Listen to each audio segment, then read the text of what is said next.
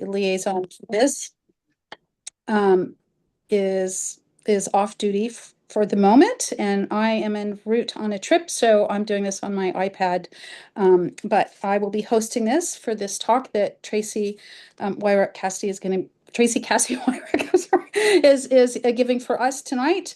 And first, I want to tell you about our next talk, which will be March 18th. Ben Altman-Moore and Liz Landis will be telling us about their trip up the Inside Passage, and that will be in March. And then we'll have them once a week through the rest of March and into April. We've got like 6 or 7 really great talks lined up. I think this is something like our 35th or 40th talk we've done over the years. And we'll be able to hear some more from our other traveling neighbors and friends from Haines. So if you can turn off your videos and make sure to mute yourself. My son Eli is in Seattle and running the Zoom aspect of this, and he will help you with that if you can't figure it out. And we will make sure that everybody can see Tracy's screen. If you have questions during the talk, please type them into chat, and Tracy will get to them if she can during her talk. Otherwise, we will go through those after the talk, and we will also open it up and allow people to unmute themselves and ask questions personally. Also, this talk will be recorded, and if you've missed it or some of your friends have missed it and you want to see it again or whatever, you can go to the library webpage. I think it's under e-programs or e-learning, and then you can find it through there and see. And you can also see all the ones we've done in the past. So if there's like 30 talks in there. So if you are feeling like you want to get away from the snow and the rain someday, you can log in and see one of your friends talking about one of their trips. Okay, so now I'm going to introduce Tracy. So Tracy Wirak-Cassidy grew up in Helena, Montana, and first came to Haines on a bicycle tour with her sister in 2011. It was sunny, and she fell in love with the mountains and with her fella Liam. She lived seasonally in Haines till 2015, and then she accepted a 4th-grade teaching position at the Haines School. She taught there for 3 years before deciding to resign, and she spent 3 months bike touring around southwestern United States with her sister and teaching in Kenya for a few months with Liam. She returned to Haines in 2019 and worked briefly at the library before accepting her current role as the education coordinator of Tuxtla Watershed Council. She and Liam are happily married, bought their first house last year, and are hoping to expand their family through adoption in 2026. She's excited to share her experience as a Polar STEAM Fellow in Greenland with all of you this evening, and she will explain what that means. Thank you, Tracy. All right. Well, thanks so much to the Haines Library, and especially to Cindy for coordinating the Armchair Traveler series. I know the events that I've attended have been really great, and it's just a fun way to hear about folks' adventures. So, and thanks to everyone for being here today too. I really appreciate it. Oh, it's gonna be distracting, all these little dings. Is there a way to turn off that little doorbell sound? Let me check. I'll get back to you in a sec. Okay. Okay. Well, I'll try to stay focused. But I might, yeah, we'll see how it goes. All right. So Kalallit Nunaat is the land of the Kalalitsut. Like so many indigenous peoples, Kalalitsut, or the Greenlandic people, have endured a long history of colonialism under Danish government, characterized by cultural assimilation, economic exploitation, and forced traumatic social restructuring. Kalallit Nunaat means land of the Greenlanders, and they have the right and the choice to decide how they wish to govern themselves. It has only been since 2009 that Greenland is a self-governing, semi-autonomous territory within the Kingdom of Denmark. Greenland belongs to Greenlanders, not to Denmark, and definitely not to the United States. So I got to travel to Greenland as a Polar STEAM Fellow. And so this program, I actually applied to it many years ago. when it was called Polar Trek. So when I was teaching fourth grade, I heard about this program that connects educators with polar researchers, and I thought that would be a really cool way to go to the Arctic, or they also go to Antarctica. So I applied and I did not get selected. They really focus more on secondary teachers and informal educators. So many years later, Polar Trek lost funding and came back as Polar Steam with funding through the National Science Foundation. And they're run through Oregon State University now. And I got an email in my position at Takshnak about applying, and I actually I almost didn't because I was like, oh, they didn't want me last time, so I don't know if it's worth my time. And very last minute, I applied, and I'm so glad I did because I was selected as an education fellow. So Polar STEAM connects polar researchers with educators and with artists. And the reason why they do this is to get polar research, to make polar research more accessible to students and to the general public. And so my job as an educator was to design an educational curriculum based off of the polar research that I was observing. So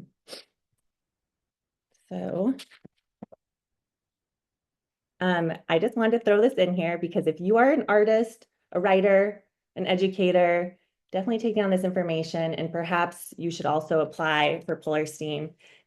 Like I said, you go to the Arctic, to Antarctica, and I mean, it really is an amazing experience. I think there was 30 educators that participated in Polar STEAM this year. And it's kind of a neat experience too, because once you're selected, I kind of referred to it as like speed dating researchers. I met with a bunch of different polar researchers, and it would be these like quick little 30-minute meetings where we'd interview each other, and then I'd meet the next researcher and we'd interview each other, and they were trying to find a good connection between educators and researchers. So here's my little profile for Polar STEAM. And let's see, I need to move. Okay, that's better. Oh yeah, that's better. Okay, so the project that I was on was Follow the Water, Understanding River Discharge and Hydroclimate Dynamics in a Rapidly Changing High Northern Latitudes.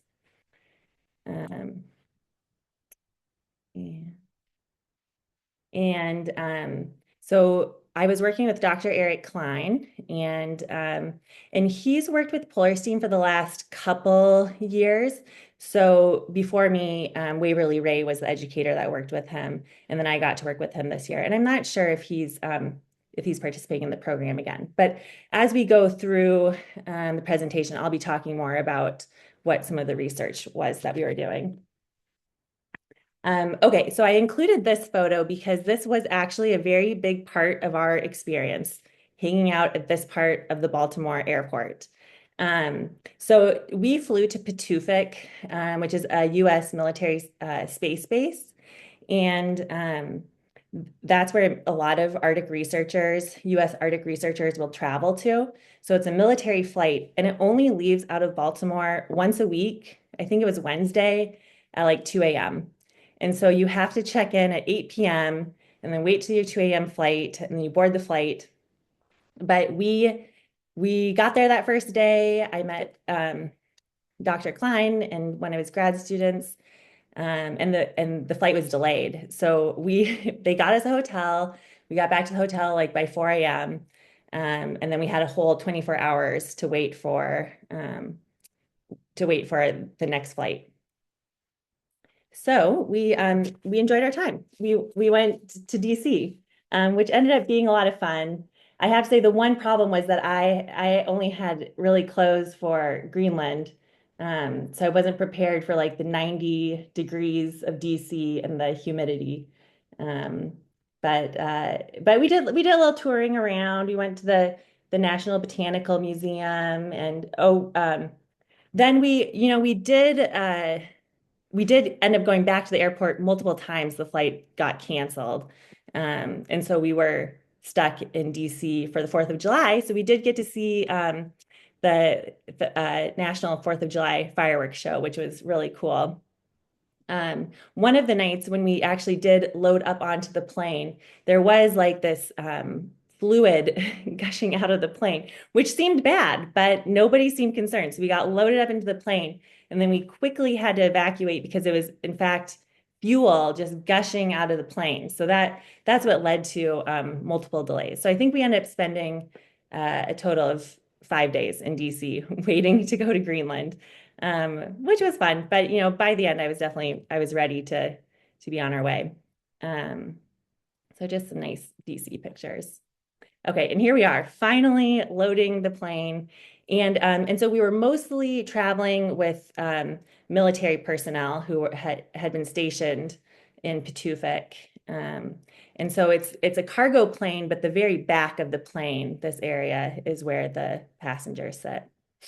And so they told us the plane was repaired. I was a little nervous to get on the plane that was gushing fuel, several days before, but we made it. Well, actually, we didn't quite make it. We flew to Patufic and it was too foggy, and we couldn't land, so we had to go to Kingaroosawak. And oh, I can already see that there's chats. I'm gonna have to answer your questions, I think, at the end. So sorry about that, everyone. Okay, so we flew to Kingaroosawak, and let's see, Kingaroosawak is the town and the airport were built by the US as a base both during and after World War II. That's when the site was known as Bluey West 8, and then it became Sandrestrom Air Base, and it transitioned to a Greenlandic settlement in 1992. So I think I have a little map here. Yeah, so just kind of give you an idea, like where we are down here in Haines. And then we flew, well, Patufic's up here, but we actually flew Kingaroosawak's more like down here. Oh, and I wanted to include this picture of the Arctic Circle, just because it is really amazing how much, I mean, the majority of Greenland is in the Arctic. And you can see here's Kingaroosawak. It's pretty close to the Arctic Circle. And then most of our time is spent up here in Patufic and Qaanaaq. And so I imagined that the Arctic that I was traveling to in Greenland would be very similar to the Arctic in Alaska. And it really isn't. The high Arctic is actually quite different. Okay, one more map. So let's see here. Here's Kingaroosawak, and here's Patufic, and here's Qaanaaq. So those are the places we went to. Okay. Oh, I'm one of those people who likes to take pictures of the food that I eat. So as soon as we got to Kingaroosawak, I had some Danish smorgasbord, which is just a nice sandwich, and then went out exploring. So because we were 5 days behind our original schedule, Dr. Klein and Cameron, his graduate student, had a lot of logistics to figure out. So they were pretty busy this day. But I, was just the educator along for the ride. So I got to go exploring. And there was a few other research teams that were with us that were also on their way to Patufic and had also been delayed. And so this day I went for a nice hike with a woman who was, I believe she was studying migratory birds in the Arctic, and then a fellow who was studying the food webs of the Arctic. And specifically, he was looking at how mercury moves through food webs, starting with insects. So we spent this day hiking around looking for spiders and ptarmigan. And okay, this is just the fjord here that Kingaroosawak is located on. And then this is this raging river coming off of the ice sheet. You can see all that water is just, yeah, comes off ice sheet. And then this just looking back at Kingaroosawak. The signs are all in Danish and Greenlandic. So I included a few pictures of Kingaroosawak because this is the Arctic that I'm familiar with. The cotton grass, a lot more like these lush green fields and willows, just very green. Of course, there's caribou here, muskox, ptarmigan, although we didn't find any. But very beautiful. No trees, of course, because it's above the Arctic Circle. We got to a high point on our hike, and I knew the fjord was behind us, and I saw this out in the distance, and I was so confused. Like, how could the ocean be on that side of us? And I realized it was the ice sheet. And that was actually a very special moment for me because um, I guess you like hear about Greenland, you hear about the ice sheet, your whole life, but to like actually like see it for the first time was very overwhelming and really special. And we're still quite a ways away from it, but this picture especially makes it look that way, but you could see out onto the ice. Okay, again, another meal. This time muskox, because we were delayed in Kangerlussuaq, Greenland Air bought our dinner. So I had delicious muskox and of course, seafood platter. I was really lucky in 2025. I got to eat whale 3 times. And so this right here is, I think it was fried bowhead whale.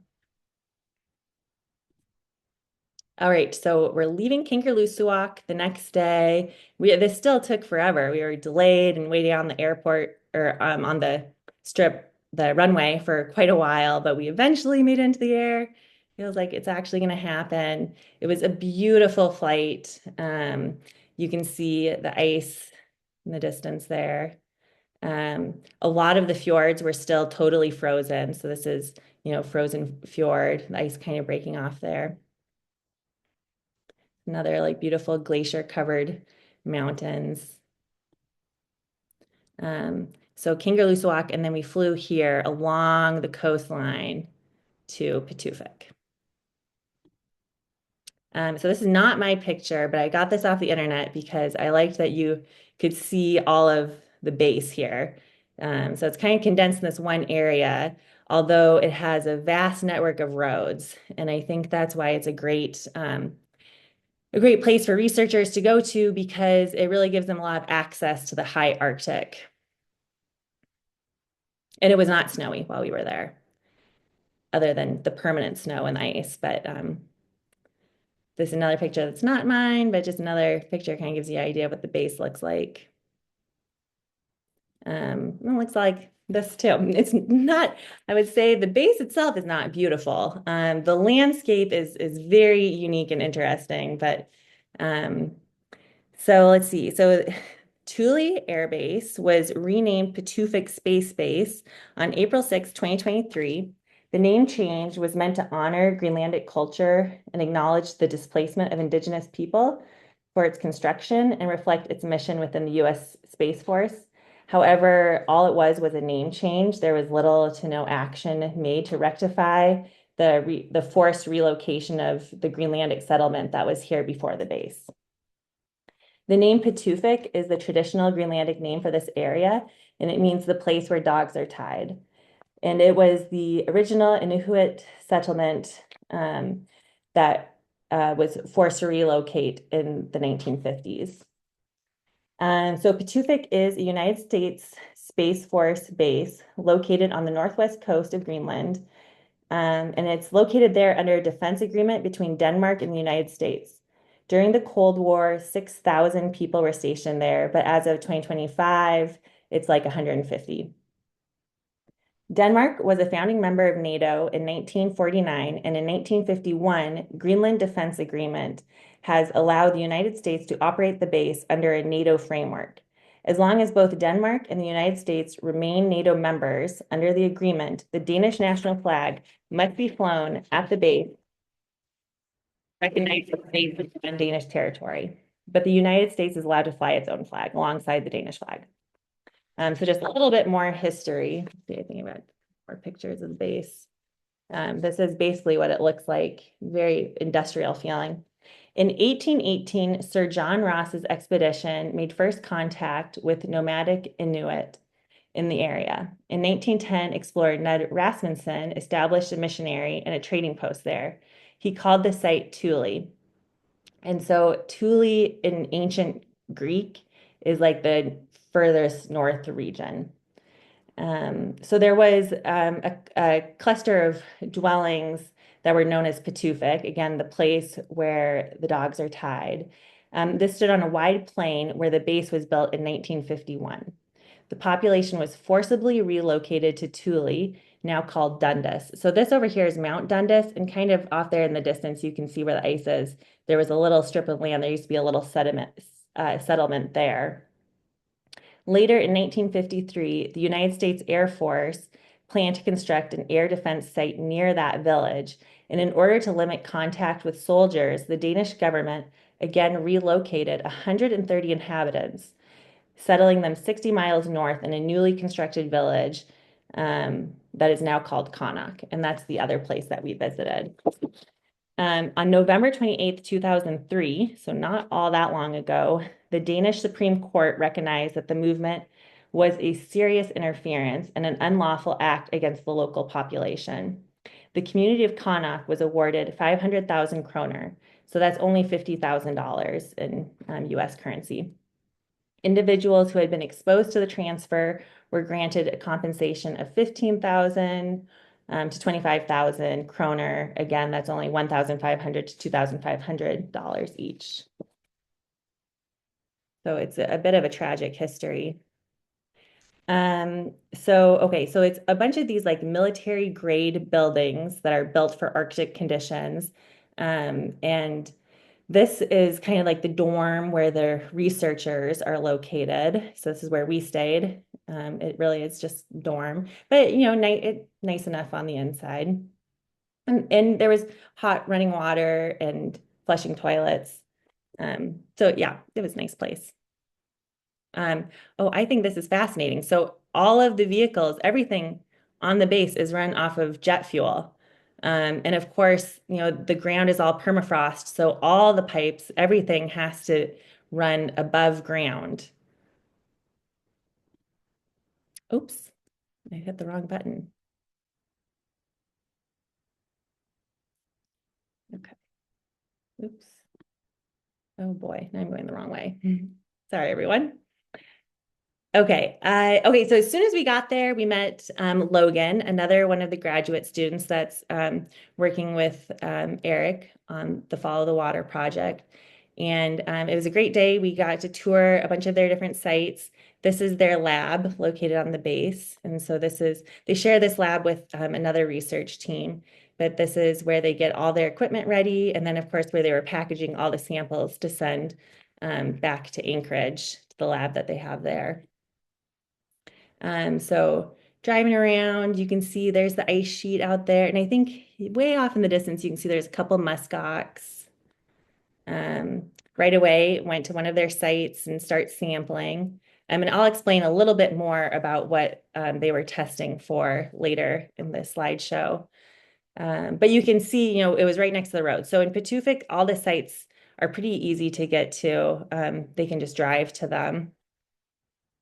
And I'll show you a few other pictures. Well, you saw that one. It's a very stark landscape. It's very different from Alaska Arctic or the Arctic that's near the Arctic Circle. But the wildflowers were blooming. So everything, it's just very tiny vegetation. But when you really looked, it was actually really beautiful. Okay, so this is the whole crew. So this is Dr. Eric Klein, who's leading the project. And these are his two grad students, Cameron and Logan, and of course, myself. Looking out, this is one of the rivers that they're testing, and then just looking out when these big storms would blow through, there'd be a lot of ice out on the ocean. So there was quite a bit of ice when we first arrived. Another study site. This was kind of interesting. So this is a Nike missile site. In 1957, construction began on 4 Nike missile sites around the base, and they were operational until 1958. So they weren't operational for very long, but we were just allowed to drive up there and poke around. The missiles, of course, aren't there anymore, but they were stored in these things, and we actually it was also a nice high point for some good pictures. We actually got to climb down where the missiles were stored. And that whole space was just filled with ice from the permafrost. So it was pretty trippy. Just another nice, so that's Mount Dundas. This is where the village of Dundas is. And then, of course, the base is over here. There they are, the crew getting ready to deploy a pressure transducer. Oh, muskox. And you can see again, like, look, this landscape. I mean, the vegetation is very, very small. It is out there, but it's not like the big willows there. The willows are teeny. But yeah, muskox still, are plentiful, so they're surviving. Again, here's the ice sheet. In Patufic, you can drive right up to the ice sheet, which we did at the end of the trip, and I'll show those pictures later. A few more muskox. Another one of their study sites. So another thing that really defined this trip is that from the very get-go, I realized travel in the Arctic is incredibly challenging, and we kind of just had to be ready to go whenever the plane or the helicopter was ready. So the second day in Patufic, we thought maybe we'd get to fly, and then it was like, yes, we're definitely flying. Like, be ready right now. And they had a lot of science equipment that they were bringing to Connacht. So the helicopter got pretty loaded down. And I was lucky because I was the lightest, so I got a ride in front. But unfortunately, these guys kind of had to be sardined in the back with a bunch of the equipment. And then I really enjoyed our pilot. I think he was from Sweden. All right, so then we flew here from Patufic. We flew around this peninsula to Connacht. And then on the way back, we flew right across the ice sheet. So it was fun flying right along the coastline. The pilot and I were looking for polar bears. We were hopeful. We didn't actually see any. But one of the other research teams out of Patufic did get to see a polar bear. But we got to see narwhals in the water. I don't have any great pictures of that because they were pretty small, but we could see their tusks poking out, which was so cool. So flying to Connacht, landed on a nice day. So this is Connacht, and I've got some information on it. So Connacht has about 600 residents, making it one of the world's most northernmost settlements. The community is Inuit and rely heavily upon traditional hunting and dog sledding. And okay, so I included this migration map of how people have moved through Greenland because there's a real connection between the Greenlandic people and Inupiaq and Yupik people of Alaska. So Kalalitsut, or the Greenlandic people, are the indigenous people of Greenland, and they make up about 80 to 85% of the population. Most speak Greenlandic with different dialects in different locations. So I think it's similar to like how the Tlingit and Klukwan is different from the Tlingit and Sitka. It's the same language with different vocabulary. So it's kind of the same root of the language. Greenlandic, Kalalitsut, and Alaskan Inuit, Inupiat, and Yupik share deep cultural, linguistic, and genetic roots from ancient Thule migrations, originating in Alaska, creating strong bonds. Despite vast distances, with languages like Kalalitsut and Inupiaq being related dialects of the same language family, allowing for some mutual understanding.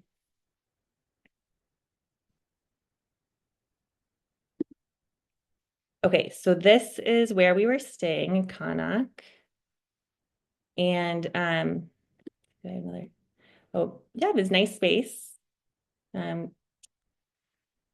We each had our own room, but everything else was kind of communal. Nice view from my window. And then on the outside of town was where all the dog sled teams were. So of course it was summertime, so they're not currently working. It's their little vacation time. But there, I don't know if you can see it, but there's dogs all over here. So there was lots of dogs. They were all, chained up because they are working dogs, so we wouldn't approach them. Um, but in the winter, when this fjord is frozen, all the dog sled teams are out on the ice. And they're a big part of how people hunt and subsist here. And just another picture looking back at Connacht. This barge here comes to Connacht twice a year, and this provides, all the supplies, groceries, everything that they need. It's quite massive. Almost the entire time we were in Connacht, they were slowly unloading it. And also tricky with like giant icebergs coming by. I think it made it really tough to unload. But oh yeah, only twice a year. So they really do eat quite a bit from the ocean. So this is one of our sites. This was West Connacht. Uh, and so here we would walk everywhere. We didn't have a vehicle, but nothing was too far away. But it was like a little bit of a steep hike down here. Okay, so I'll explain a little bit more about some of the work that Dr. Klein is engaged in. So Dr. Klein is a geology professor at the University of Alaska Anchorage, and he's leading the Follow the Water project to better understand river discharge dynamics in rapidly changing high northern latitudes. So the team consisted of Dr. Klein and the two graduate students, Logan and Cameron. And then also later, during our time there, Akalua Broberg from the University of Greenland joined us. So the team is trying to figure out how shifts in air temperature caused by an increase in atmospheric carbon dioxide are causing changes in the cryosphere. That's all the parts of the surface of the Earth that are frozen. They are studying watershed systems that are fed by peripheral glaciers that are not directly connected to the ice sheet and outlet glaciers that are connected. The research is taking place here in Connacht and also in Patuxent.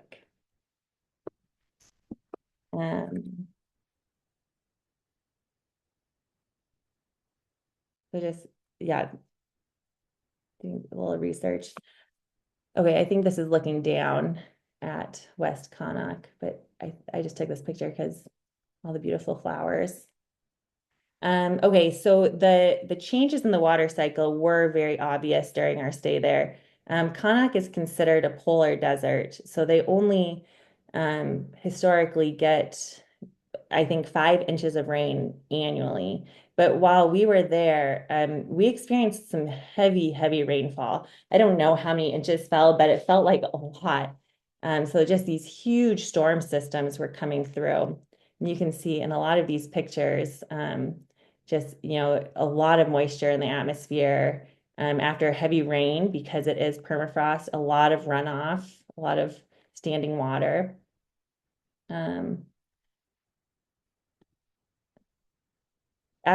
Usually after spending the day out in the field doing research, I would hike up to this little bench kind of behind town because there was some nice views up there.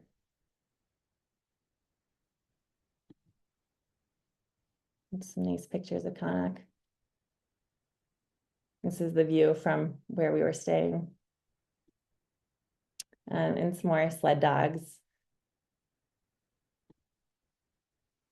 And this is East Connacht River. So their study sites are West Connacht River, and East Connacht River. I don't know if those are actually the names of the rivers, but that's how they identify them. Oh, and then this is the school, which I poked around quite a bit because I'm always interested to see what the school looks like. It seemed like a very nice building. And this nice street view, kind of looking down the street in town. And then the Arctic poppies were blooming. It was so beautiful. And there you can see the tiny little barge. These are the willows. They're like 3 inches tall. These tiny little willows. And I did get to hike up to the ice sheet while I was in Connacht. See, I think I have, yeah. So there's not really trails. There's like these painted rocks and you follow those. If it's clear, it's not really a big deal. You can see where you're going, but you can see when it got foggy, you really had to follow the yellow rocks. And so there was all these different little routes that you could follow. And after these big storm events, there would be a lot of ice out in the fjord. You can see, oh yeah, here's the little boat that's slowly unloading this barge. And I think it was making it really challenging. Um, and then also just giant icebergs were calving off of some of these, maybe not these glaciers, but other glaciers that are feeding into this fjord that are coming off the ice sheet. Picture looking back. Oh yeah, and so this is kind of the bench where I had taken that other picture from. Um, and well, I took this because it really shows you that permafrost thaw and all that runoff, all that extra moisture. Oh yes, and I know that because Eric was pointing that out to us. So this is another equipment that we were using. So this is called, oh, actually, I need to back up a moment. I wanted to tell you all that about the different, let's see. So Dr. Klein's team is looking at three main characteristics of Arctic watersheds. They are studying the volume of water flowing through river systems, the timing for spikes in water flow, and the characteristics of the water. And so this right here is a ground penetrating radar. Get another picture of it. And so this works by sending a radio signal that maps subsurface features that can be used to estimate different layers below your feet. It measures features like the depth of organic soil, glacial mineral soil, and changes in the density of soil. It provides the team with information about ice features like permafrost and the depth of the active layer, or the layer of permafrost that thaws seasonally. Permafrost is ground that is frozen for at least 2 consecutive years. And the warmer air temperatures and rain are increasing the depth of the permafrost table and seasonal thaw. So the GPR, this unit, gives the scientists more information about the depth of the active layer and the depth of the permafrost and how that varies across different landscape features. So we'd run the GPR on just different areas. So this is up on that bench above town. The changes in depth of permafrost are impacting the amount of water in the watershed and the timing of when water is released. These changes also influence the amount and types of elements and nutrients that wash through the watershed. This can have impacts not only on the water cycle, but also have implications for the intertidal food chains. So a lot more carbon washing through the watersheds.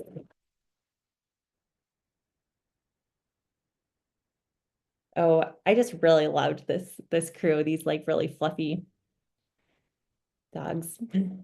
Um, and so also after spending the day out collecting data, we go for little hikes. And this particular day, there was these giant icebergs that had broken off of some of these tidewater glaciers. So we got to hike down and check these out.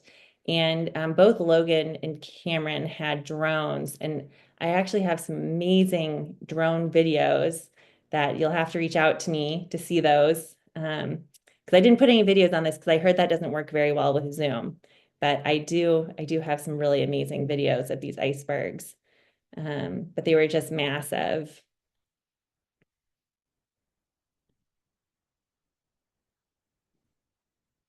And this particular day, there was just a lot of ice out in the fjord.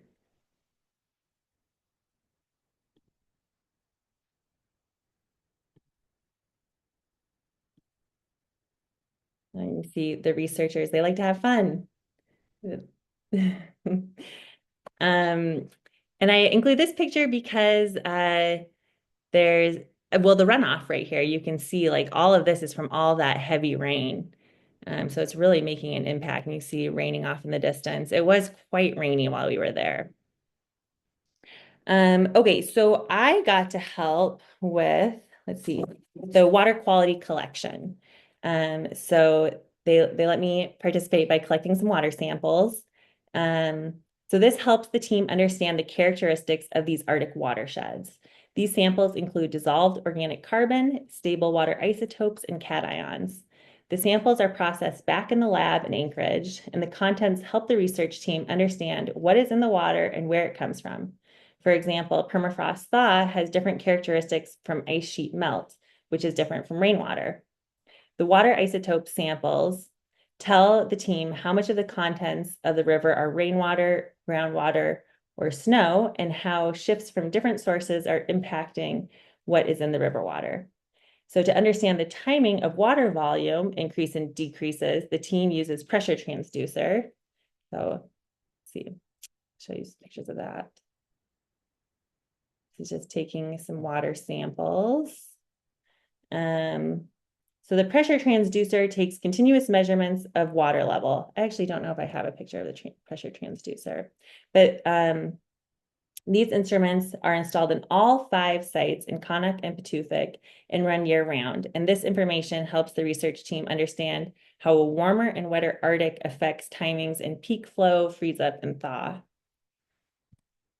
So this piece of equipment was called the acoustic Doppler current profiler. And this is basically how they were measuring river discharge.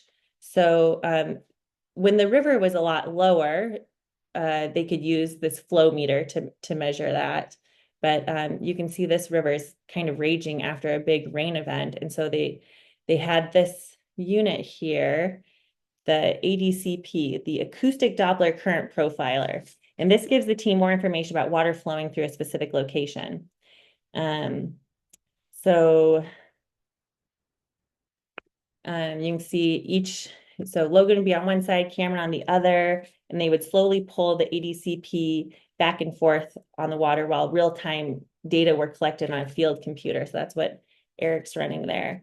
So the ADCP is a hydroacoustic current meter that uses sound waves to measure water volume.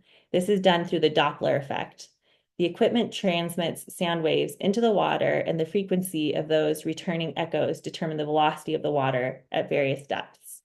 It's really cool. Yeah, I think I have a couple other pictures of that. So they're collecting that data in real time, which I thought was really neat. Oh, and I think this is for the pressure transducer, is that's collecting that information year round. Just a couple more nice pictures. You can see a lot of water after these big rainstorms. And you can kind of see the slumping too from permafrost thaw. And here you can see one of those little trails that goes up to the ice sheet.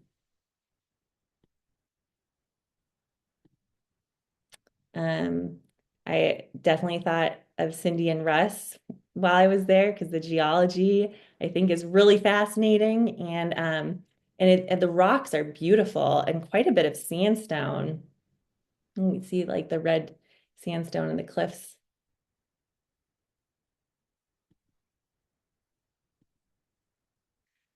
I think the blues of Connacht were really stunning. The blue water, the blue ice. The water just had so many different colors depending on how the sun was hitting it. So this is our last day in Connacht, and it was a busy day. Because they keep these data loggers in the rivers year round, there was a lot of winterizing or weatherizing to do. So we were out and about all day that day, and it was lovely. This is the flow meter.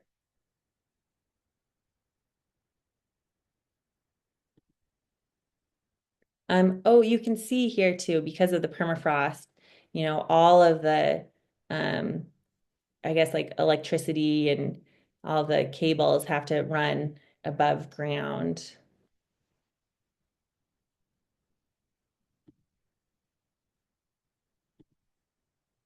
This is the dump, and I did want to include this picture. So there's really no sewer system. Well, there is no sewer system, and so the toilets are just kind of like these bags inside the toilet. So once it's full, you have to pull out the bag, and you can see here's a giant pile of all those toilet bags.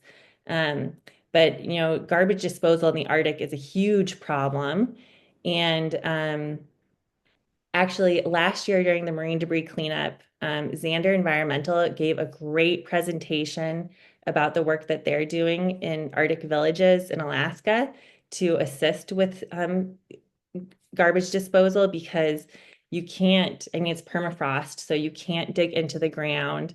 There's obviously a lot of trash blowing around, especially thinking about marine debris, like a lot of this garbage is definitely entering the waterway. So it's not to point fingers or say that this is wrong. This is just a system that isn't working though. And this is something that we also face here in Alaska. Another little flower picture. Oh, the tiny little cotton grass.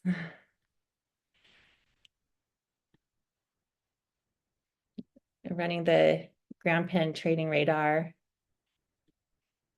So the last time we ran the GPR was up on this bench. And so now we're running it more on this wetland area. And again, it's real-time data that Eric's collecting there on his iPad.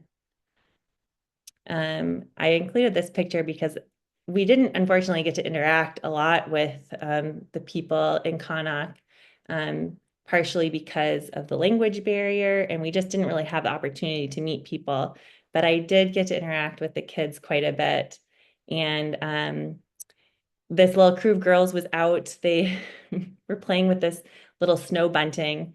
The snow buntings were hatching, so there was little baby snow buntings everywhere, and they don't really fly, so they were easy to pick up.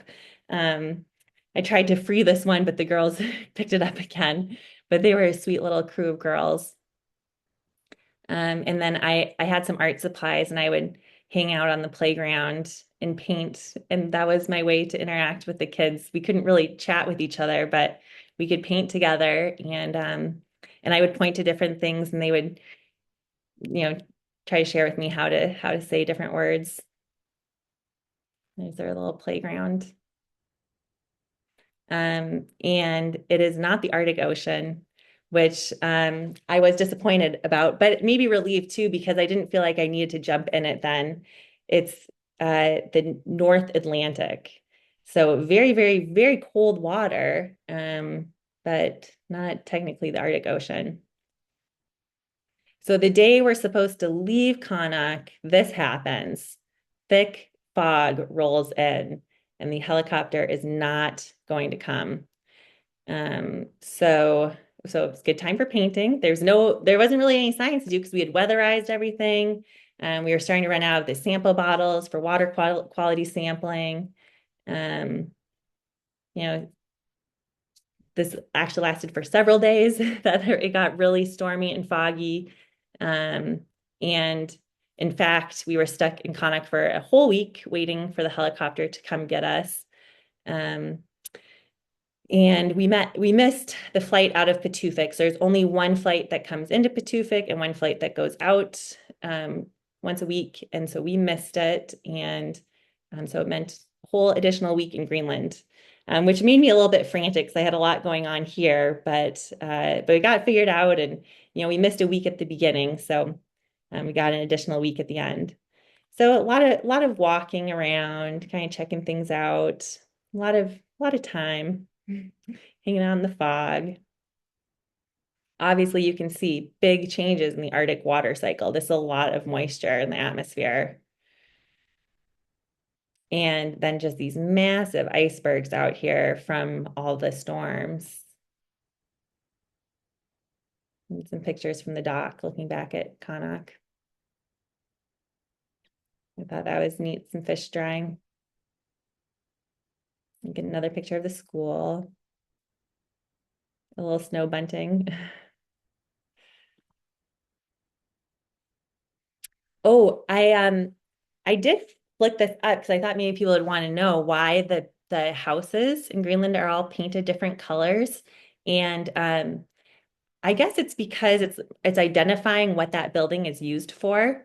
So I don't know what colors mean what, but I do. The hospital, like a hospital is painted yellow, and like the hospital here was painted yellow.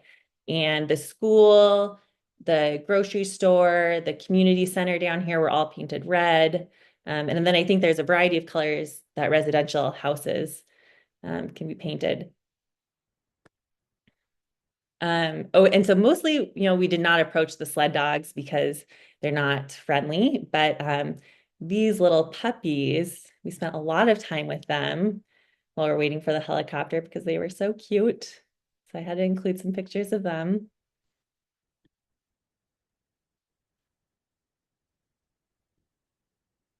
And then the sun did finally come out, and Akalualit, the student from Nuuk, he goes to the University of Greenland. He got to join us. So his plane made it in, even though we couldn't fly out. So it was fun having another team member.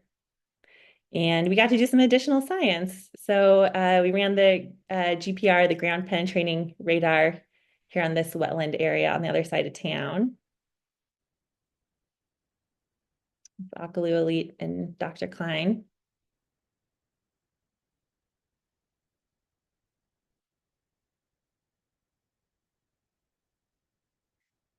And this just, yeah, a lot of fog, even on a sunny day.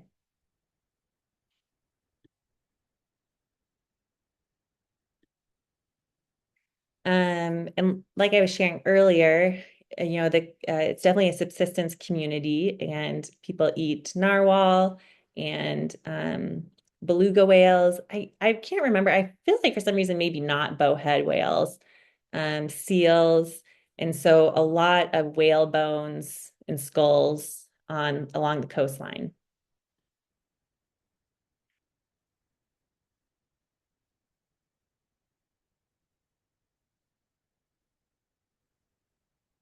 Oh, and I did find a dandelion.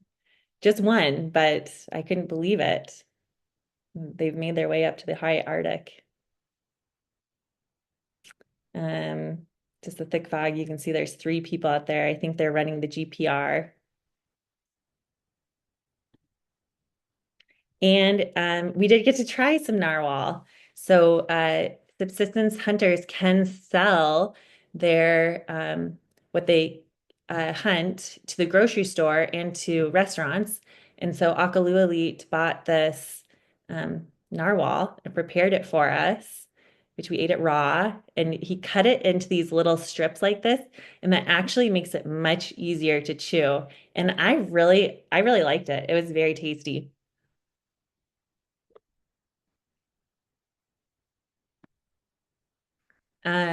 Oh, and I included this picture. This is West Connaught River after one of the big heavy rain events. And I wanted to include this so you can see like it's really raging, because this is what it looked like when we first arrived. So this is what West Connaught River looked like. And then after it rained, you can see it's just raging. So, and this is, I think this is connected to a glacier off the ice sheet. Okay, so after an extra week in Connaught, the helicopter did finally arrive, and we got to head back to Patuxent. Again, all the guys had to cram into the back, and I got to ride up front with the pilot, which he's a real character. And this time we flew right over the ice, which was so spectacular. And let's see, I wanted to share some information about the ice with you all. You can see it's just like this vast expanse of ice. And we were flying right along the edge, so you could see, where the Tidewater glaciers were coming down, and then look out the other way and just see ice forever.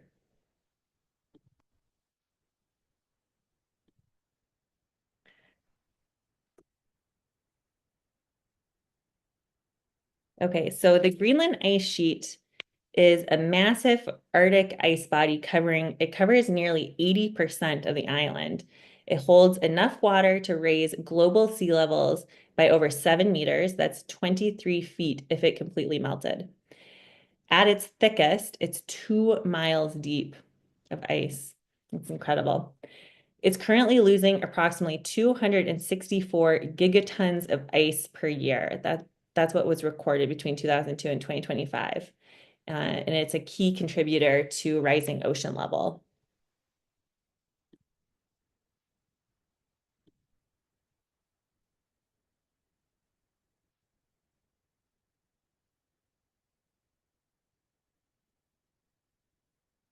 It was really spectacular to fly over the ice.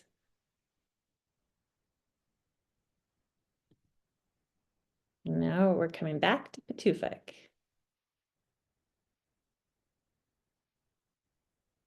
So we had to go get the truck and get some jet fuel so we could drive around to all the different sites. This is kind of the big cafeteria.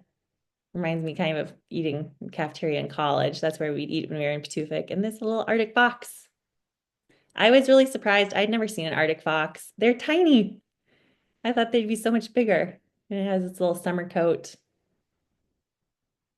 This is the not as nice view out my window in Patufic. And just a couple of pictures to kind of give you guys a sense of what it looked like.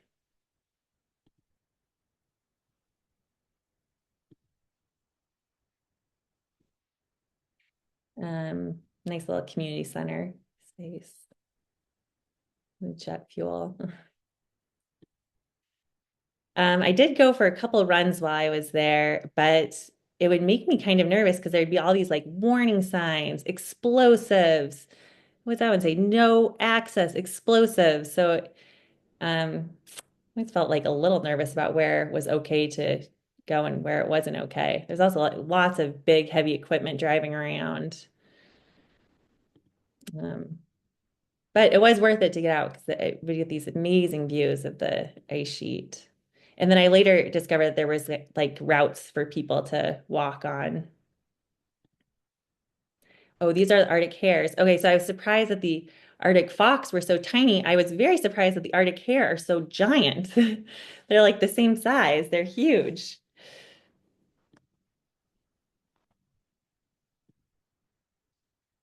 So we got to do a little extra testing in Patufic. They showed me some of their other sites where they're doing some of the water quality sampling. Oh, I thought it was so neat to see little mushrooms growing in the high Arctic here in a pile of scat, probably muskox. They were hiking down here to this little creek. Again, you can see just super foggy. Everyone busy collecting data.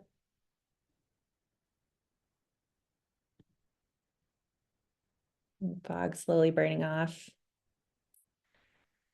And they collect water samples from a variety of sources. So different watersheds, this like little marshy zone, because all of that gives them information about what's happening in this area.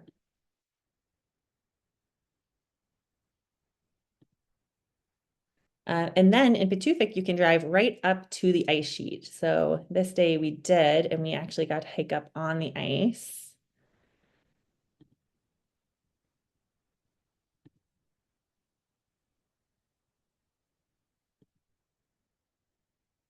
Do a little water quality sampling next to the ice.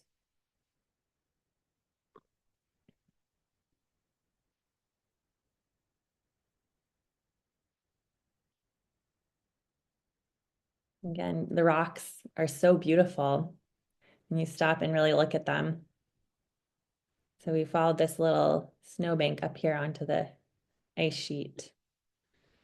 And you can see it's so we're just on the edge of it, and that is all ice.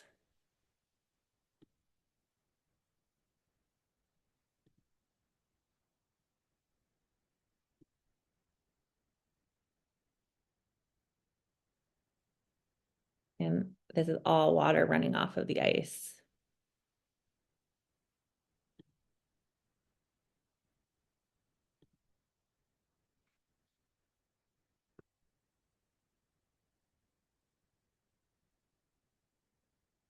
So again, something that they're interested in, and take some samples here right off of the ice sheet.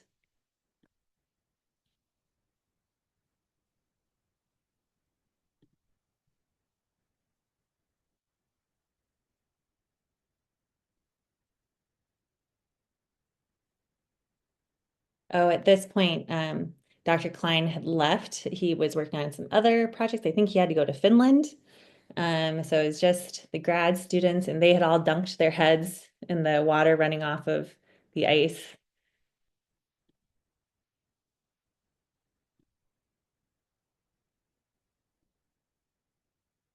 They had, I think it was a little weather station up here at this high point. So we drove up here and got a nice view, really looking out onto the ice.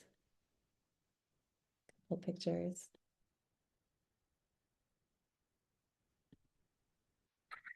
Oh, she's flying. We made a little jump for you.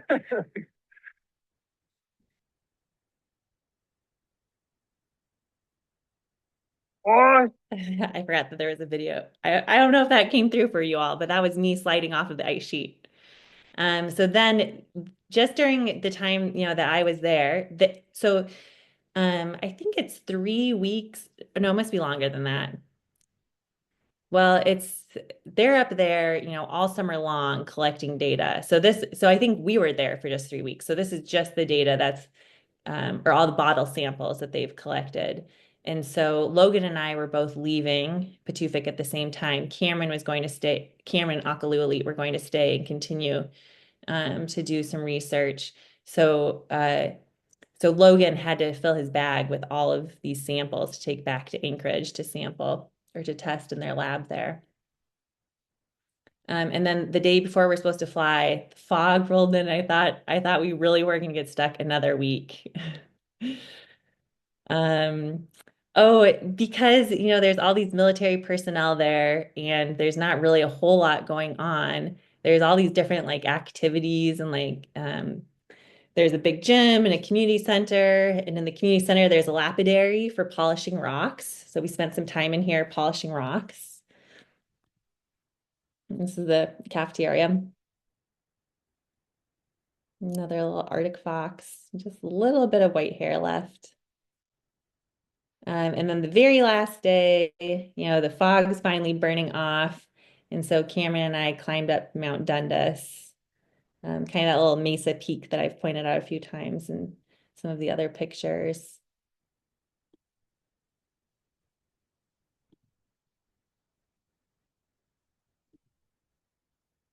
You can see, I did not totally trust this rope because I don't know if they take it down through the winters, but it was quite a scramble to get up there. Maybe more frightening coming down, actually.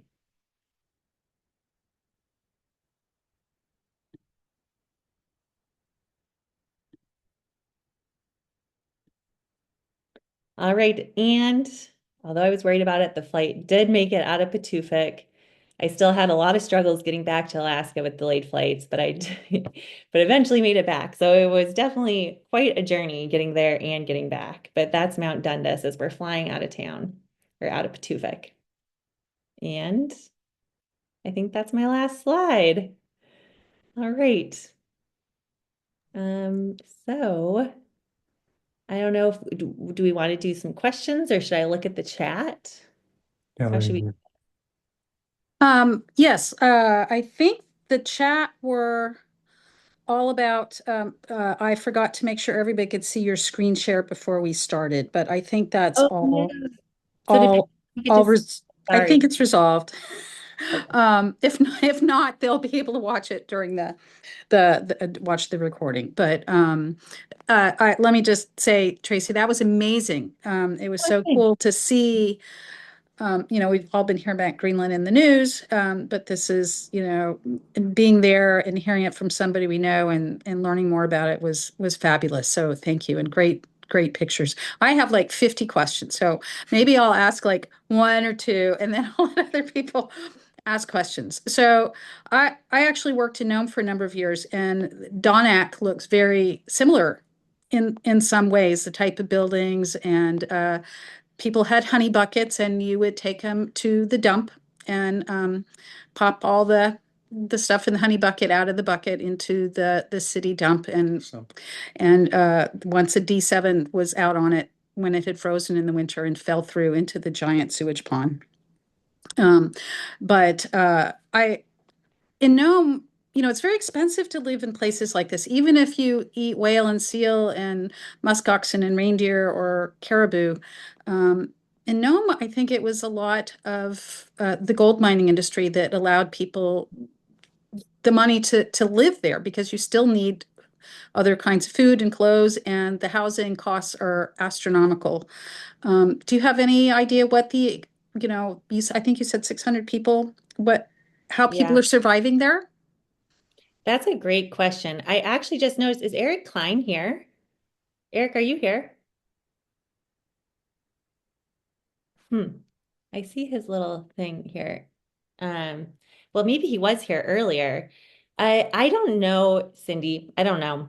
Okay. I think that that is very true. I think it probably is very expensive to live there. It seemed like groceries were pretty expensive. Um, and but yeah, I guess I don't know the answer to that.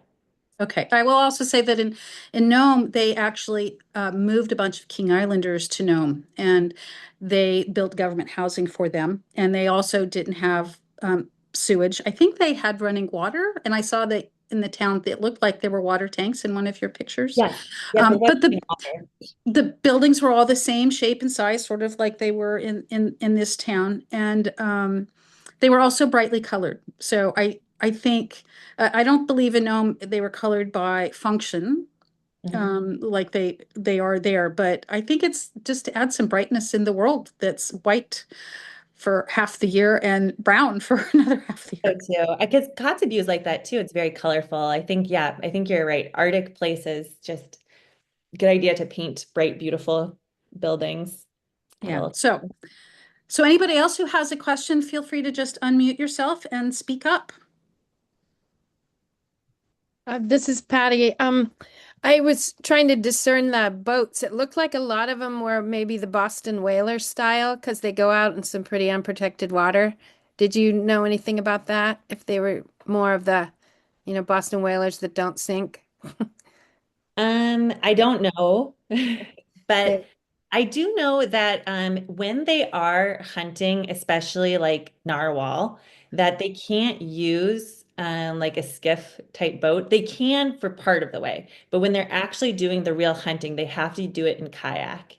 Um, and so, in order for it to be, yeah, that's just the way that people are legally allowed to hunt at least narwhal, and I'm not sure if that's for other whales and seals too. and are they on kind of a tethered harpoon so they can get their harpoon back? And do you know how they get them? Do they shoot them or do they spear them? I I think they are allowed to shoot them, but I don't know that for sure. I don't know. And and what's the just briefly at least, do you know the geological history of Mount Dundas? That flat top and the layer Oh, of isn't hard that stuff so around the top? interesting? Yeah, I don't know why well, maybe Cindy knows why. I don't know why the mountains are shaped like that, like why they have those flat tops. But that Maybe was kind of the land ice, maybe there. ice smoothed them off. But Yeah. but they're not really moving if it's an ice cap and it all looks like so little topography, but there's probably in 2 miles you can obscure a lot of mountain, probably. So maybe at some time in geologic history it was moving to Mm, scrape something off. I don't know. good questions. Yep. But I, And thanks. I really appreciate. I also applied for Polar Trek once and I didn't get in and then I oh, retired after that. But I'm glad you persisted and I might see you about maybe get some pictures out so people can see, imagine themselves getting to go somewhere. Do you know if Polar Trek survived this year? Is it still funded? Not Polar well, Trek, Polar not Steam. sports team. Yes, Yeah. they have a whole nother group of educators working with them for the 2026-27 season. Oh, So good. yeah, so they at least have enough funding for one more season, but hopefully they continue. That I would be thought for sure when all the cuts were happening, especially to National Science Foundation, that we wouldn't get to go, but our trip is fully funded. Yeah, I heard that they got some of their funding back, but I didn't hear what their priorities were. So I'm glad part of it is education, of Yeah. course. And they want past educators to keep promoting the project. So I think the goal is to keep it going. Okay, thanks. And I did make an educational resource based off of Eric Klein's work. And you can view that on the Polar Steam website if folks are interested in seeing what I created. I saw that Kathleen asked about rocks, and I just want to tell you, Kathleen, I brought back so many rocks, tons of rocks.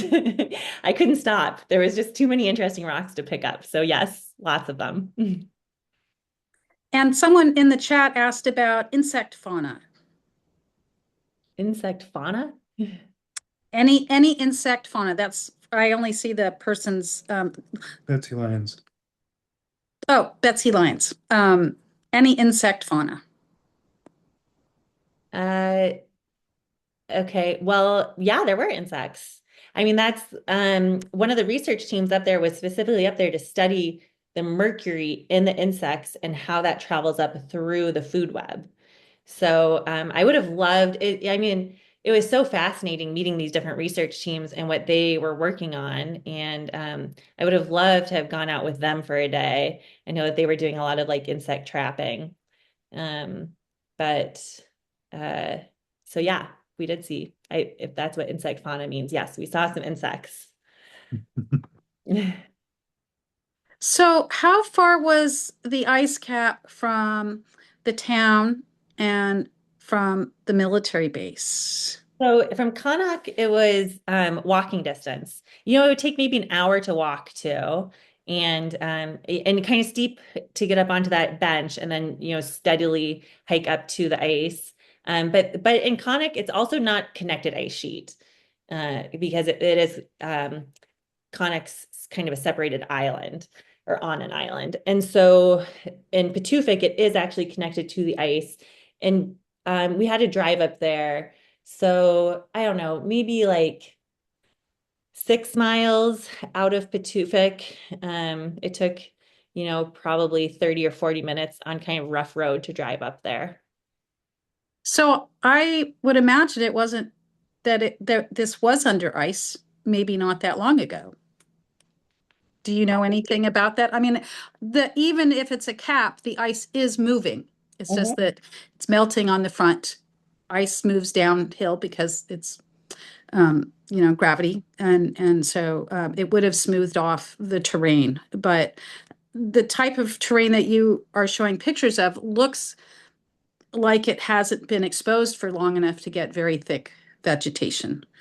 I mean, you see that some places in the Arctic. So but it's also colder there with the ice being there. But anyway, I wonder how long ago it was and how long villages have existed in that part of Greenland. Oh, yes. Well, I mean, people have existed in this northern part of Greenland for thousands of years. So nomadically, so moving through this area, but I think that's amazing to think of people living in such a harsh climate. And one thing that they, are looking at with the ground penetrating radar is that active layer. So the area that thaws each year is Mm. getting deeper and deeper. And so as that happens, the vegetation in the high Arctic will also change because that's what will allow larger willows to grow. Um, it will start to look more like the Arctic that's closer to the Arctic Circle because there will be, more of that active layer for plants to grow in. Yeah, it'd be really interesting to see what the villagers say has changed. I mean, we people who've lived in Haines a long time can see how climate has changed. It'd be Right. interesting to know what those villagers have seen through time. Yeah, I think that would have been interesting too. That was definitely one disappointment for me was not, we just did not get to, well, in Patufic, it's a military base, so there's no local Greenlandic people to interact with. And then in Qaanaaq, there was really a language barrier. Even Akalualit, who is from Nuuk, had a hard time communicating with Mm. people in Qaanaaq because it was a very different dialect. However, it was really neat to spend time with Akalualit. I mean, he lives in Nuuk, which is, one of the southernmost places in Greenland. Actually, that's the capital and like the most densely populated place in Greenland. But he, still had a very traditional lifestyle and very into subsistence hunting. Um, and so it was interesting to hear stories from him. Um, but as far as like what changes people in Connacht are noticing, also the village has only been there since 1950 because they were forcibly relocated there. But I'm sure even within that time, I'm sure there's been dramatic changes. Any other questions from people? Yeah, this is Dennis Geeson. Can you hear me? Okay. Yeah, I can hear you. Hey, Tracy, would you mind putting up that very last slide again, the last picture? Oh, sure. Yeah. This is more a thing to point out to Russ and Cindy and other geodes if they're there. Is just the terminal moraines, how circular they are coming out into that fjord there. Mm. Isn't that's incredible? I've never seen anything like that. Mm. Wonder if there's ever been anything like that around Haines Hmm. at one point. I suppose where Davidson comes out, huh? The big lake and so on. Yeah, Yeah, yeah. but it's really dramatic up that one valley there. That's all I wanted. No, wait. Well, Anybody else? I have a question. sure. This is Via and Liz Okay, and yeah. Jay. I was Oh, hi. wondering why, and maybe you mentioned this, that is it the town of Kanuk was relocated and was established in 1950 by the Danish government. Yeah. Why was it relocated? Because, well, it's a very sad history. So where Patuxent, the U.S. military base is, that's where um those people lived. And when they decided to build the military base there, they made the villagers who live there, they forced them to move first to Dundas, so kind of over by that like flat top mountain. And then the US decided to expand the military base, so they made them move to Connacht. Um, and yeah, Did, so did you get a general like emotional sense from Greenlanders, just like how they felt about, I guess, their history with colonialism and yeah, well, I mean, not really, because again, I didn't really interact with a lot of locals other than Akalualit. And I think he was in a journey. So he was probably like in his mid-20s. And I feel like he was just on the beginning of this journey of learning about the history of his people, um, and colonialism and how it's impacted, him and his culture and traditions and history. But I mean, I can only imagine that was not a good thing for people. And um, I think you could see some of the impacts of that. Cindy was asking, it must be expensive to live there, and I'm assuming that it is quite expensive to live there. But we saw a lot of poverty too.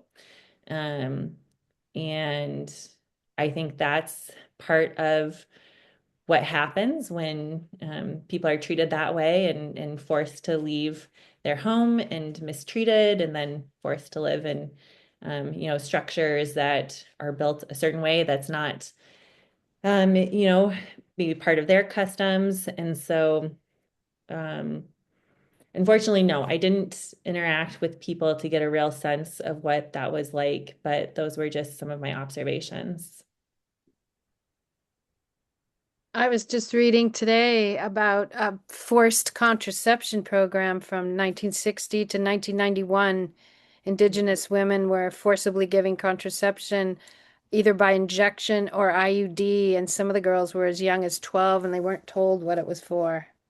And I could hardly even finish the article because just the thought of it was just so horrible. And it's just, we don't want to have to take care of you. That was the rationale. And it was Denmark doing it. Well, So, and I mean, that one of the sad things too is like there's just not really been any apology. I mean, kind of, and like they've given a very small amount of money to the people of Connacht, but there's not really been much acknowledgement of the hardships that this has created for people. yeah, kind of parallels US history too with the Long Walk and Trail of Tears and those. It's just hard to fathom. The treatment of Indigenous people, it's repeated and it's not a good history. Yeah. It's fun to see the kids though. It's fun. It really was. My experience with the kids was really great. And, and some of the little girls did get to know me. Well, I stood out as, a very tall white female walking around town with various pieces of science equipment. And so by the end, some of the girls would run up and give me hugs, and that was really special for me. And I apologize, everyone. I didn't realize that Eric was on this Zoom call because it would have been great to have called on him to share a little bit more about his research, but it looks like he's already left.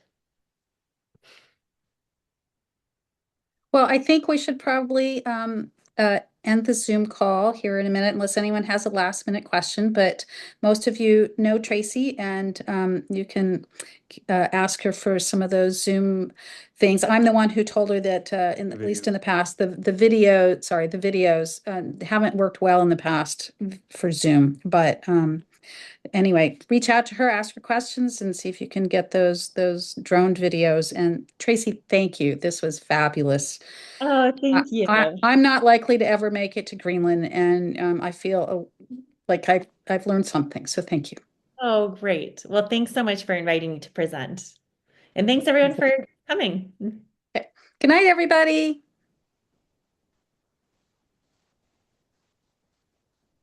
So Eli, maybe you can click the button and stop.